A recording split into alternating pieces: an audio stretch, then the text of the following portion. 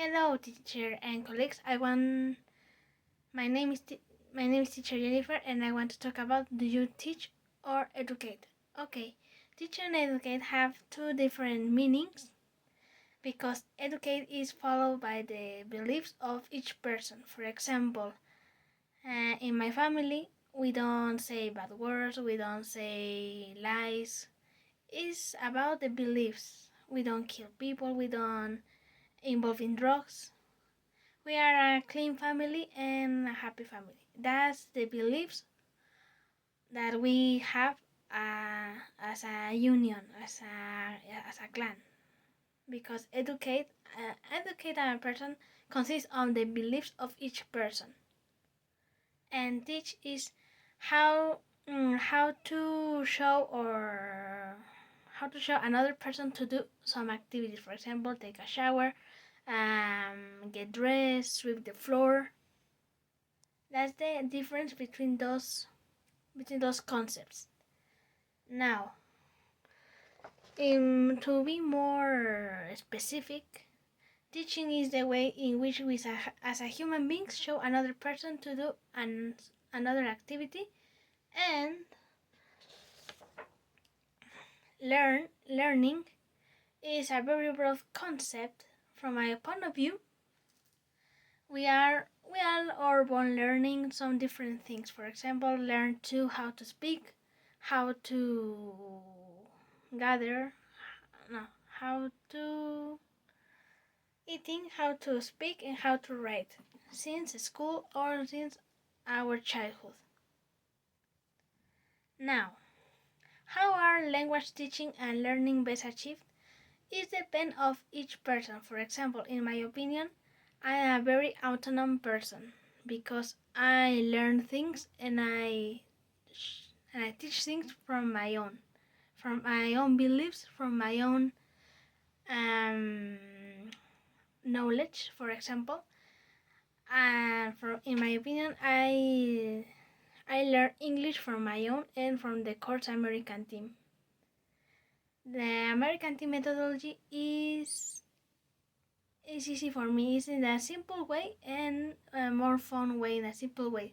Because, for example, my teacher Cecilia, taught me the most simple way is the best, without any detours. Okay, and in which consists American team methodology? Okay, we have the ice breaking. Is a short activity that lasts 5 minutes, just 5 minutes, no more. Then we have a warm up. This step is to prepare our students for the principal topic. For example, if our student is going to see past simple, what is the first thing that our students should to know about past simple? The verbs in simple past, the regulars and irregular verbs. The warm-up, we can do it as a game or as a simple activity to remember the verbs. Then we have the presentation. In the presentation, the teachers ask me, we need to prepare the context. Our samples needs a context. For example, if the books talk about movies, the example is going to talk about movies. For example, I saw a movie yesterday, or I saw a horror movie yesterday, following the past simple structure.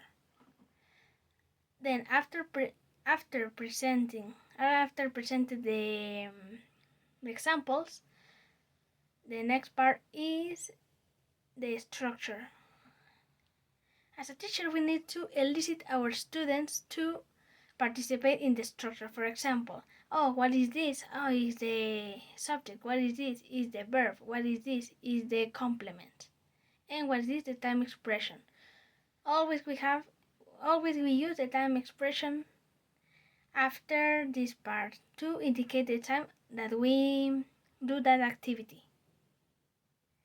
Then, after the presentation, we have the mechanical and the meaningful drills. What is a mechanical drill? The mechanical drill are those exercises that have one option, one correct result. And the meaningful dream is more open, right? For example, the activity should be a quizzes, quest surveys, and interviews. Okay, the final part of the American team methodology is the follow-up.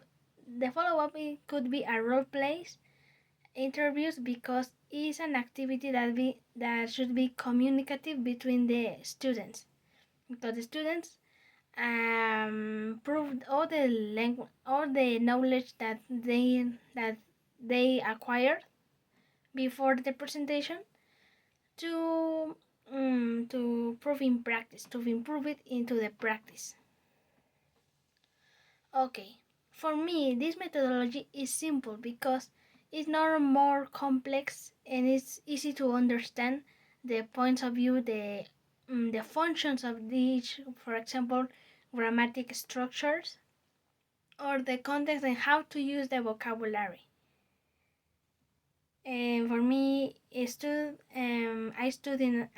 in American team because I want to learn English, and I consider myself as a teacher that I need to improve some methodologies to motivate my students to participate in the class, to have the control of the class, because sometimes my students get distracted and I need to caught their attention with any game, with a game, with an activity, or for example with my visual aids or didactic material. Okay, and my beliefs as a teacher. Teacher is not a teacher. For example, my function is not only to teach. My function is to create more better human beings, and as students and as human beings. For example, don't say bad words in the class, respect yourself. I want to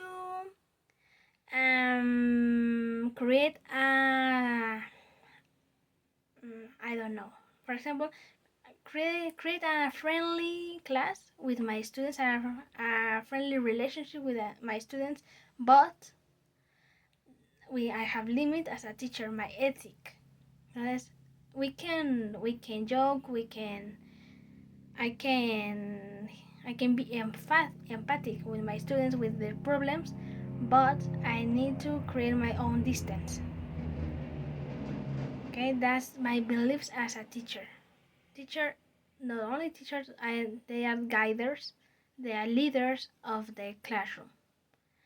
Okay, thank you very much, teacher and colleagues, and I want to hear your opinion, your point of view about your beliefs as a teacher, and what is your methodology to teach your students.